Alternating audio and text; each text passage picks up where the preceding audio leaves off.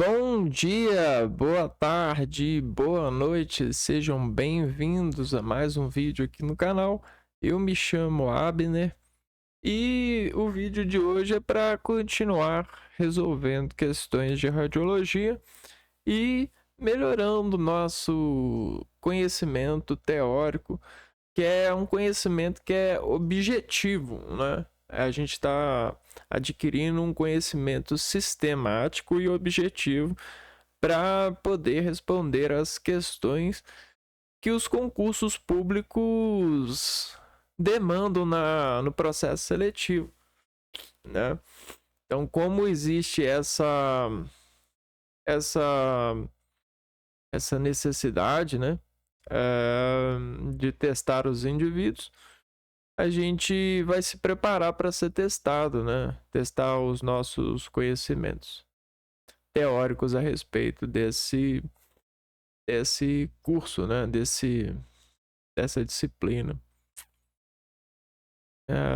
Deixa eu ver aqui. Computador. Vamos lá.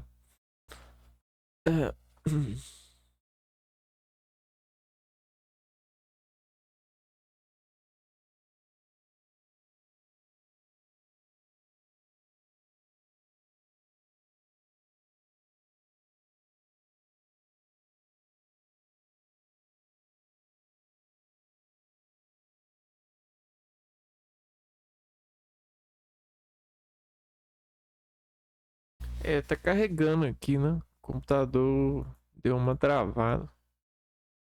Tô carregando o site.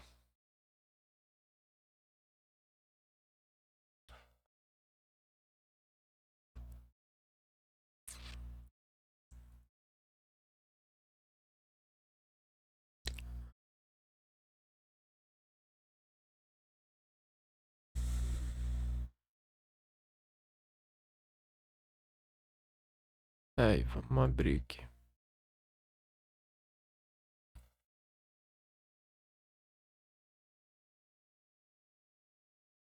Vamos ver a última questão que a gente resolveu. Não tem aqui. Tem que achar aqui no site. Resolvido. Resolvido. Não. Aí parece que a gente parou nessa. A aderência às normas de ética profissional é fundamental na prática radiológica, especialmente quando se lida com informações sensíveis do paciente e resultados de exames. Por exemplo, em radioterapia a gente tem muita coisa, muita informação sensível, né? A confidencialidade das informações do paciente deve ser mantida, exceto em circunstâncias que exijam divulgação por lei. Verdade, os resultados dos exames podem ser discutidos em fóruns públicos para fins educacionais sem consentimento do paciente. Errado. É importante manter uma comunicação clara e compreensível com o paciente sobre o procedimento a ser realizado. Sim, profissionais de radiologia devem buscar a atualização contínua de seus conhecimentos técnicos, mas a ética profissional é um aspecto opcional da prática. Incorreto. Os direitos e decisões dos pacientes devem ser respeitados em todos os aspectos dos cuidados de saúde. Então a gente fica com essa daqui. Na obtenção de imagens radiográficas de alta qualidade, a manipulação precisa de vários elementos do sistema de imagem é crucial, considerando os avanços tecnológicos e as práticas de otimização da qualidade da imagem em radiologia. Assinale a alternativa que descreve corretamente a combinação de técnicas e ajustes que, ao serem aplicados simultaneamente, maximizam a resolução da imagem, o contraste e minimizam a dose de radiação ao paciente. Utilização de filtros de espectro seletivo para modulação de energia do feixe de raio-x.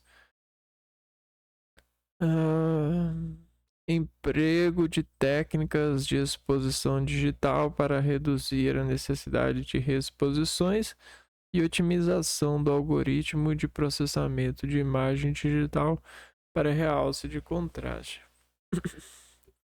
Tá bom, então essa questão ela tem uma certa orientação, né?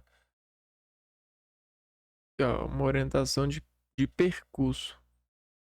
Quando acontece esse tipo de questão, a gente desenvolve a orientação assim, ó.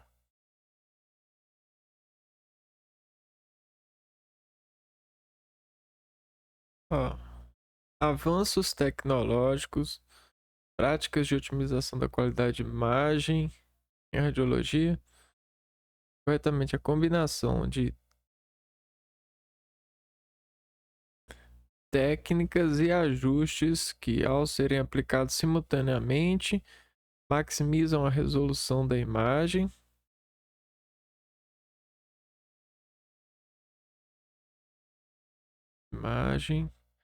contraste,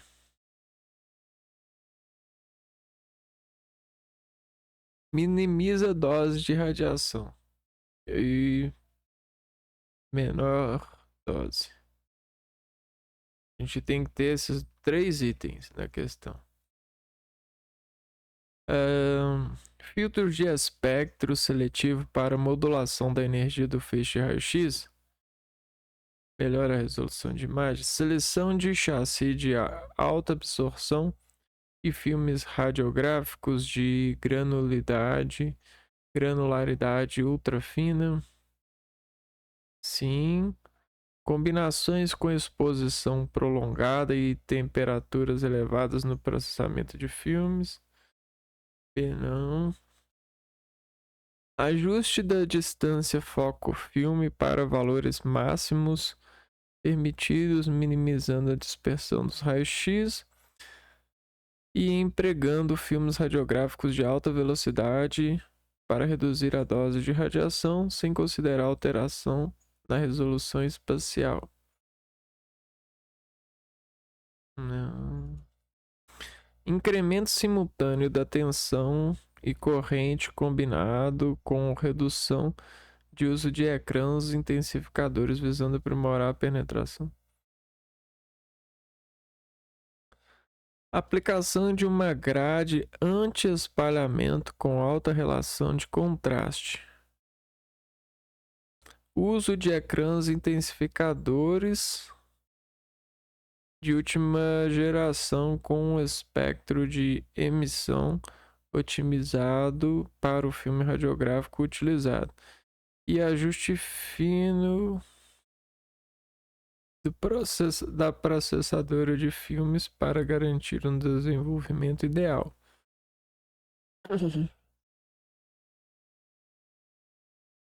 Parece que ele tá mais certo, né? Utilização de filtros de espectro seletivo para modulação da energia do feixe de raio-x.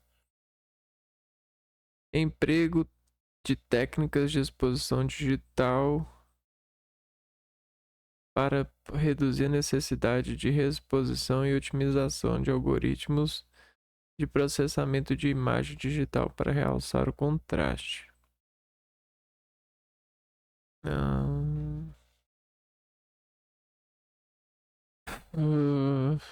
Seleção de chassi de alta absorções. Ajuste de distância foco filme para valores máximos permitidos.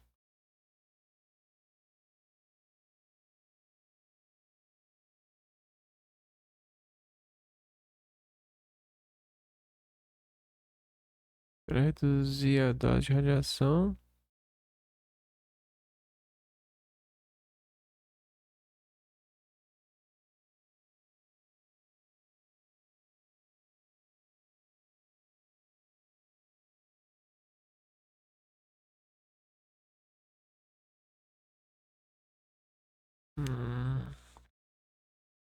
Utilização de filtros de espectro seletivo para modulação da energia do feixe de raio-x.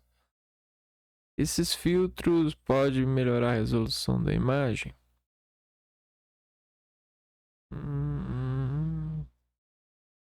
É, emprego de técnicas de exposição digital para reduzir a necessidade de reexposição.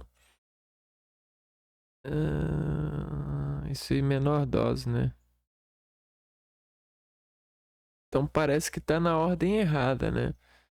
Utiliza, ó, técnicas de exposição para digital para reduzir a necessidade de reexposição. Isso cai no menor dose, né?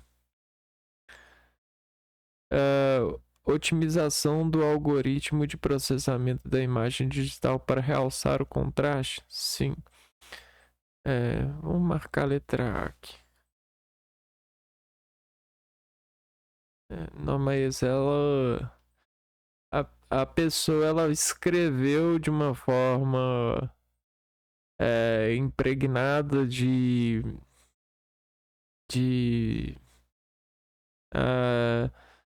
conceitos científicos e ainda trocou a ordem.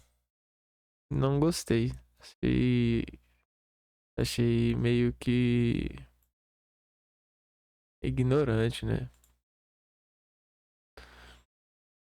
Considerando a proteção do paciente, os técnicos e tecnólogos e radiologistas profissionais subscrevem o código de ética que inclui a responsabilidade pelo controle e pelo limite de exposição de radiação a todos os pacientes que estão sob seus cuidados.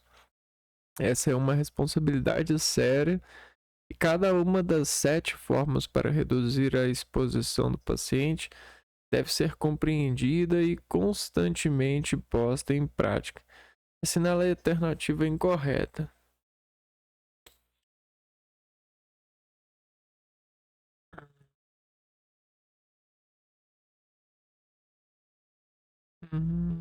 Controle pelo limite de exposição. Tá incorreta. A cada uma das 7 formas para reduzir a exposição do paciente deve ser compreendida e constantemente posta em prática. Assinala a alternativa incorreta. Filtração correta, repetir ao mínimo as exposições, colimação ampliada, o maior possível para verificar todo o entorno da área de interesse, proteção para as grávidas. A gente deve colimar só a região de interesse, né? E não de forma ampliada, para ver as regiões ao redor, né? Somente se for solícito, no caso que o médico pedir, em função de alguma patologia, né? Alguma necessidade diagnóstica. O tubo de raio-x é um dos componentes principais no processo de geração de radiação. Em relação ao seu funcionamento, é importante que o técnico entenda os processos de aquecimento do cátodo e a produção de raio-x no ánodo. O tipo de tubo de raio-x mais utilizado atualmente em radiologia médica, devido à sua eficiência na dissipação de calor e à capacidade de suportar altas correntes de trabalho. É o tipo de tubo de raio-x mais utilizado atualmente e a capacidade de suportar altas correntes de trabalho é o POLID estacionário de vácuo selado, tubo de raio-x com ánodo giratório, tubo de intensificação de imagem, tubo de geração contínua. Tubo de raio-x com ánodo giratório. Questão bem assim, essa questão aqui ela é bem exigente, né? Geralmente a gente não estuda tudo isso aqui no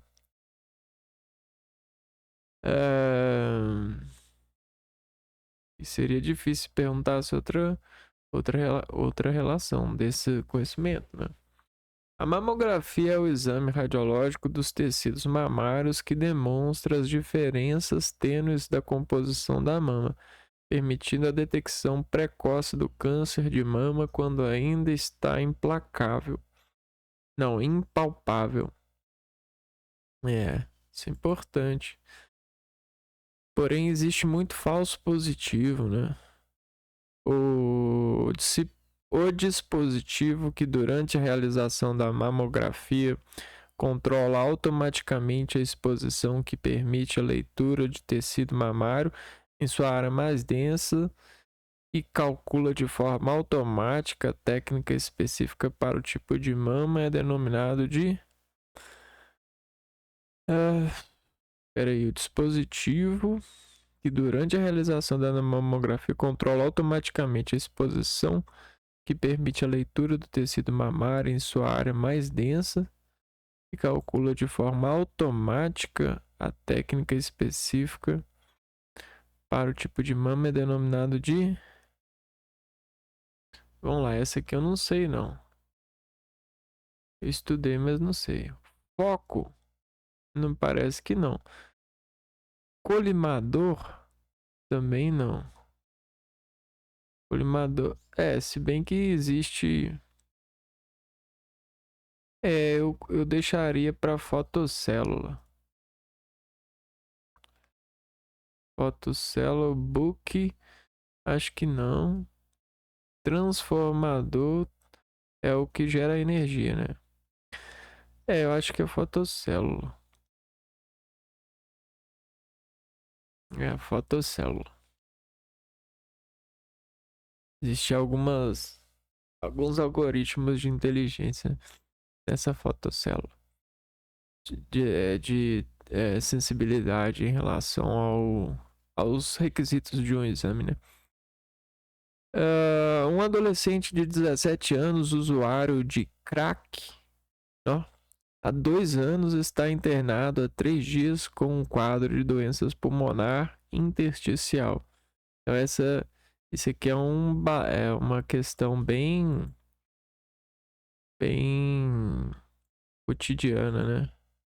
Ou coisa que acontece, que pode acontecer. Tá, diante do paciente bastante dispneico, pálido e emagrecido, o médico solicitou uma TC de tórax para avaliação de doença pulmonar difusa. Como os primeiros exames foram inconclusivos para ajudar na análise de dúvidas no segmento posterior, o profissional das técnicas radiológicas deve tomar imagens em decúbito.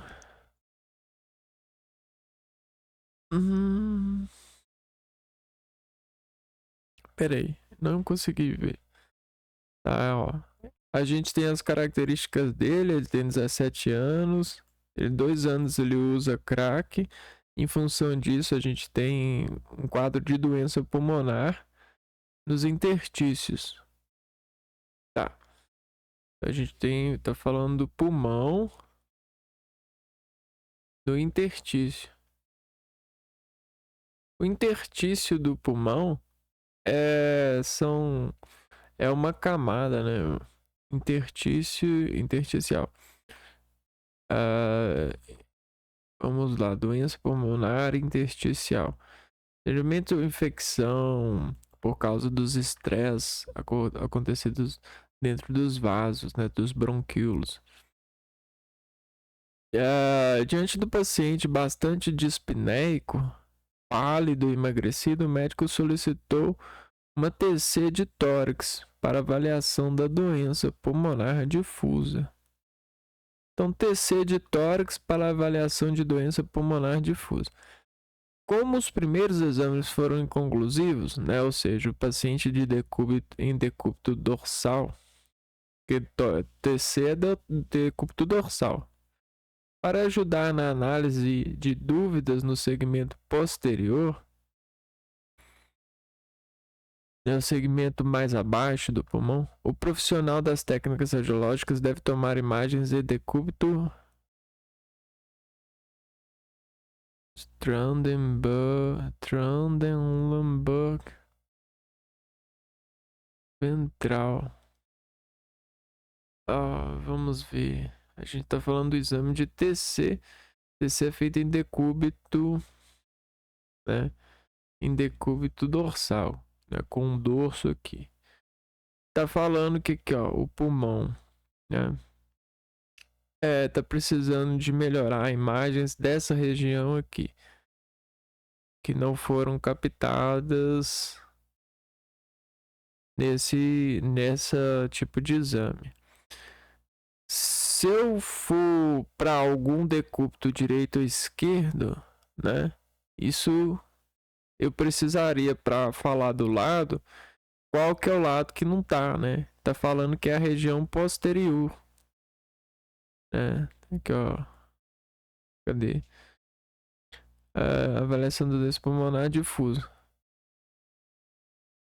Segmento posterior, né? Então, aqui é o segmento anterior e esse aqui é o segmento posterior, né? Anterior foi ok, só que o posterior não.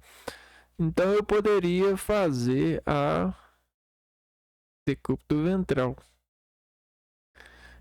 O decúbito ventral faria com que o paciente estivesse sentado aqui assim, ó.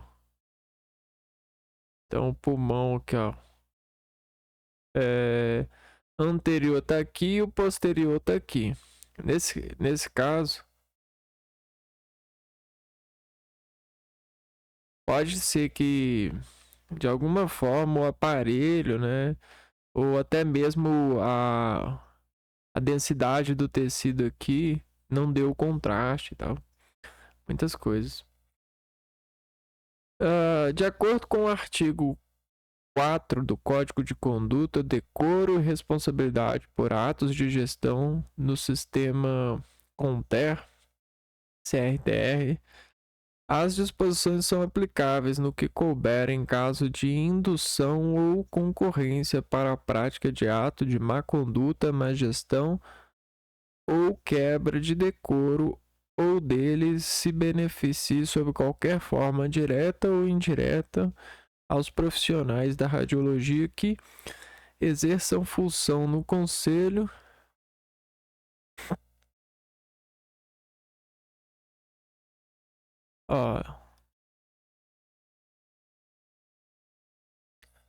disposições são aplicáveis no que couber em caso de indução ou concorrência para a prática de ato de má conduta, má gestão ou quebra de decoro. Exerçam função do conselho.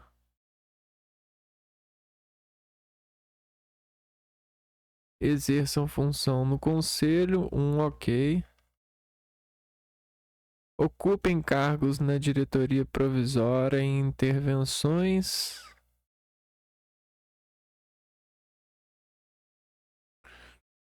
Participe de coordenações, comissões ou câmara técnicas.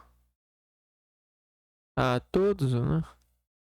Não exerçam função no conselho nem ocupem cargos na diretoria provisória em intervenções, ou que não participem de coordenações, comissões ou câmara técnicas.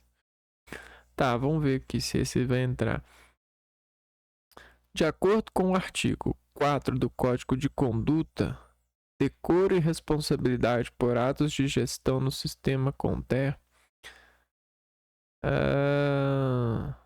as disposições são aplicáveis no que couber em caso de indução ou concorrência para a prática de ato de má conduta, tá aqui, ó, má conduta, má gestão ou quebra de decoro ou dele se beneficie sob qualquer forma direta ou indireta aos profissionais da radiologia que tem como a pessoa que não exerce função no conselho ter coisas, né? Ser relacionada a alguma coisa. Por exemplo, se tem algum amigo seu no conselho e esse amigo vai lá e faz alguma coisa antiética para ajudar você ou alguma coisa assim, o conselho vai atuar sobre você, né? E segundo o artigo possível. Ahn, o pulmão é envolvido externamente por uma membrana delicada que também recobre a superfície interna da cavidade torácica. A pleura. A primeira é chamada de pleura visceral e a segunda de pleura parietal. Entre elas existe uma camada bem fina de líquido que facilita a movimentação dos pulmões durante a respiração. Quando há um acúmulo excessivo de líquido entre as pleuras, ocorre o derrame pleural, que é popularmente conhecido como água na pleura. Normalmente, a quantidade de líquido no espaço pleural é de cerca de 10 ml, o que gera um equilíbrio entre sua produção e absorção. Porém, quando surge alguma enfermidade, como infecções no pulmão, esse equilíbrio pode ser afetado, fazendo com que ocorra um acúmulo excessivo de líquido, né? Quando o líquido não consegue ser absorvido de forma adequada, esse vai acumulando aos poucos, causando um aumento de pressão sobre o pulmão. Para aquisição da melhor imagem neste exame específico, o técnico em radiologia deve posicionar o paciente adequadamente em... Está falando em radiologia.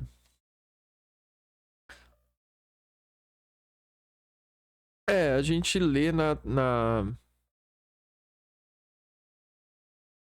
teoria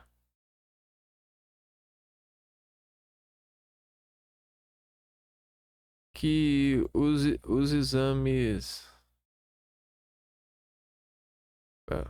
Tô com um problema aqui.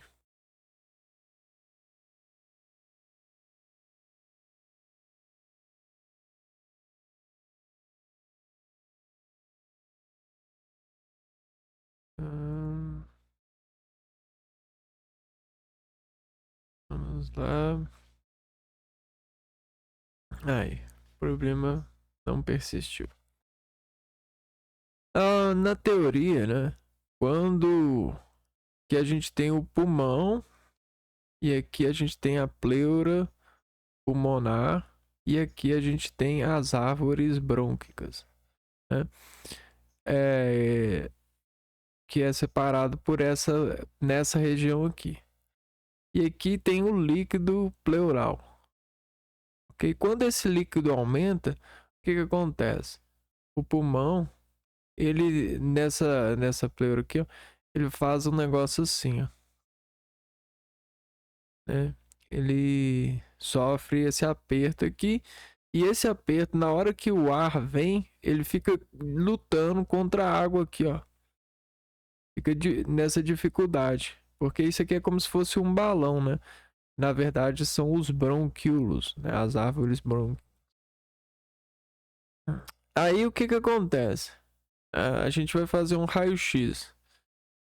E aí tem o líquido pleural e tem essa necessidade de respirar. Geralmente fazem ortostase em pé, né? Em pé, e geralmente faz perfil, porque existe no exame em perfil alguns recursos visuais, achados clínicos, achados imaginológicos que demonstram, né, bem a característica da doença.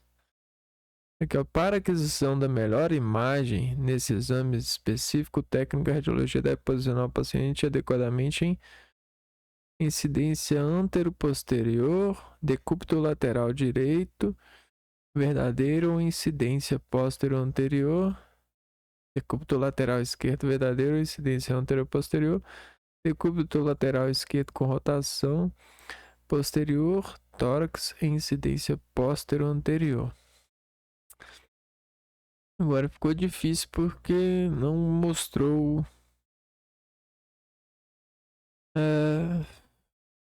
AP. Não, não. Vamos lá. Decúbito lateral direito. Verdadeiro. Incidência. Póstero.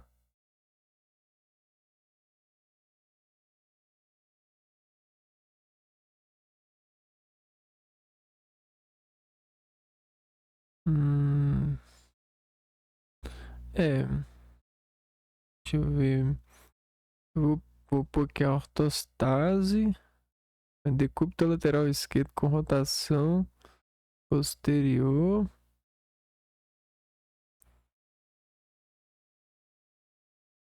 Essa aqui parece uma boa, né? Verdadeira, hein? É, dentro das alternativas aqui eu não tô conseguindo. B, C, D. O pulmão eu vou marcar a letra A. É um decúbito lateral esquerdo, verdadeira incidência antero-posterior. É, essa aqui eu fiquei com dúvida. Decúbito lateral esquerdo. Tá. Esquerdo. Incidência antero-posterior. Vou desenhar o bonequinho aqui.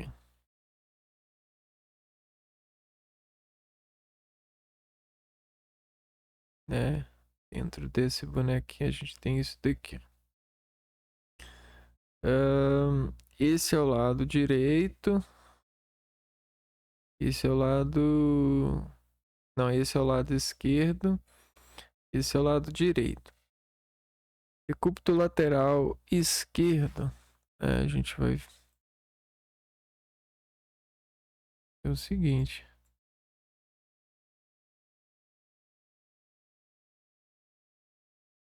Essa parte aqui assim. Incidência antero-posterior. A gente teria alguma coisa mais ou menos isso aqui. Coração para baixo. Agora por quê, né? Vamos ver.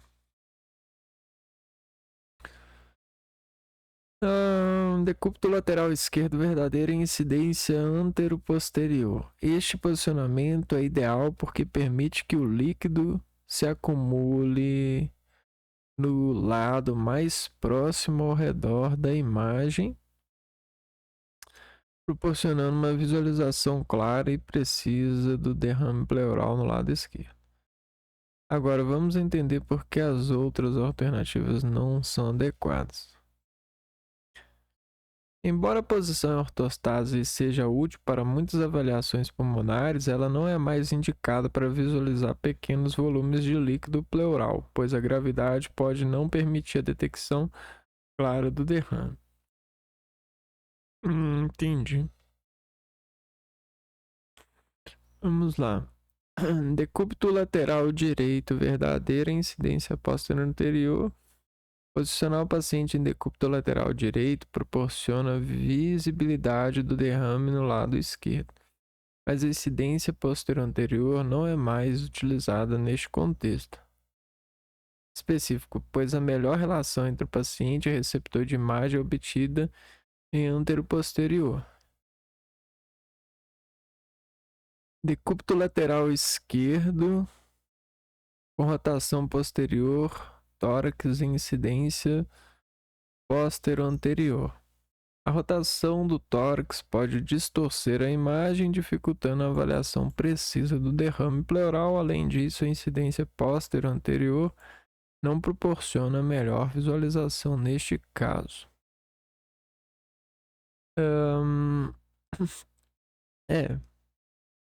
Então vamos seguir as orientações aqui. Se fosse do lado direito, veríamos o líquido no lado direito, porém não se usa o posterior anterior, e sim o antero-posterior, né? Então, beleza. Próxima questão. A propósito, o propósito principal dos aparelhos e técnicas de radiologia diagnóstica é transferir informações a partir de um feixe de raio-x para o complexo olho-cérebro do radiologista.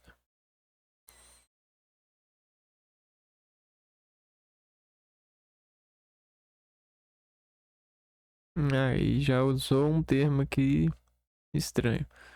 O feixe de raio-x que emerge do tubo é quase uniformemente distribuído no espaço, pois a interação com o paciente, o feixe de raio-x de formação da imagem, não é mais distribuído uniformemente no espaço, mas varia de acordo com as características dos tecidos que ele atravessou. Os raios-x que formam a imagem são aqueles que emergem do paciente e interagem com o receptor de imagem.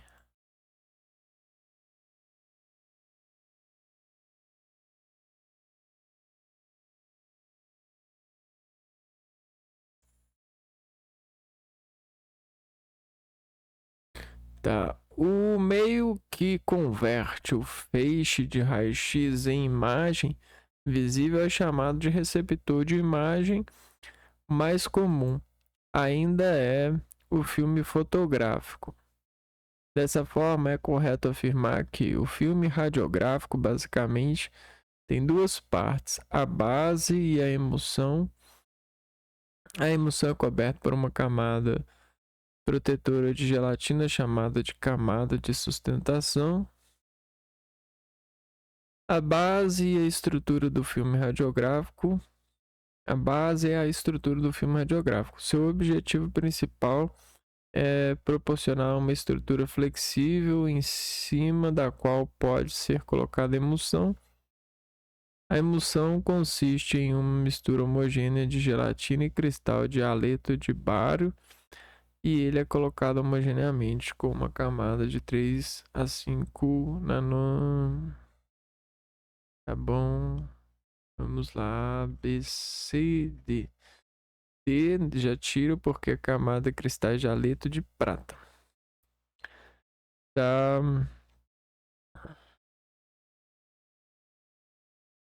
A questão A fala que o filme tem duas partes: a base e a emulsão, certo? A B fala assim: a emulsão é coberta por uma camada protetora de gelatina chamada de camada de sustentação. A gelatina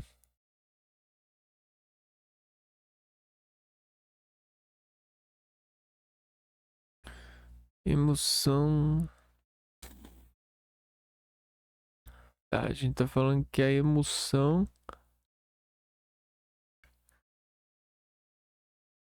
gelatina, a base é a estrutura do filme radiográfico. Tá, base é a estrutura. Seu objetivo principal é propiciar uma estrutura flexível em cima da qual pode ser colocado a emulsão.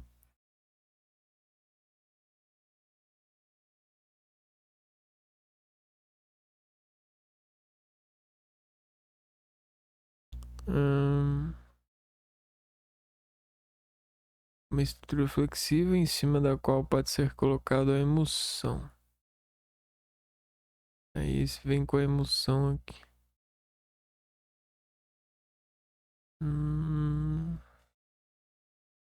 Questão de difícil. Filme radiográfico basicamente tem duas partes: a base e a emulsão.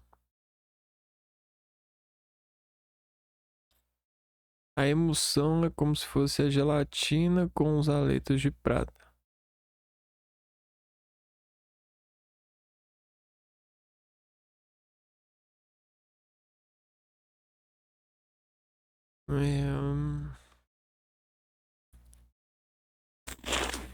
E o objetivo principal é proporcionar uma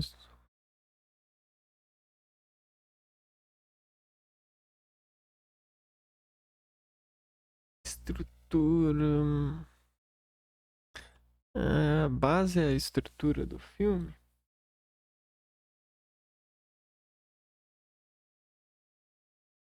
Base é emoção.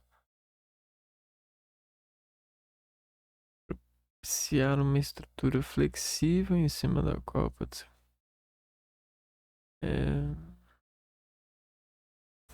Questão difícil, cara. Ela contrai muito.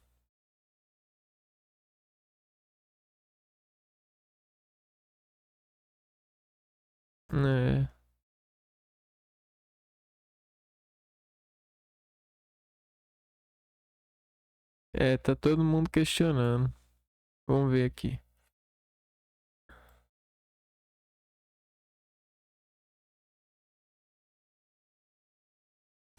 Base fornece suporte estrutural e é feita. Só a gente pegar aqui, ó, para contestar a questão. Aqui, uma emoção que reage à radiação X formando uma imagem latente que após processamento se torna visível. Então, a gente tem uma questão meio que subjetiva, exigindo objetividade. Isso é péssimo, né? Vamos ver aqui, esqueleto.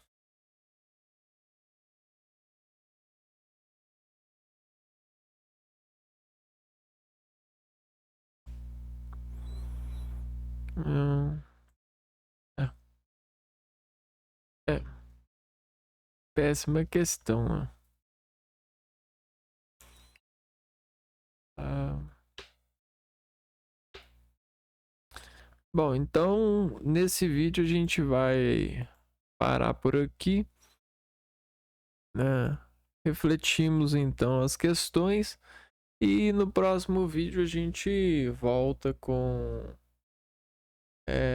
resolvendo mais questões, né? Então eu vou ficando por aqui e até o próximo. Fui!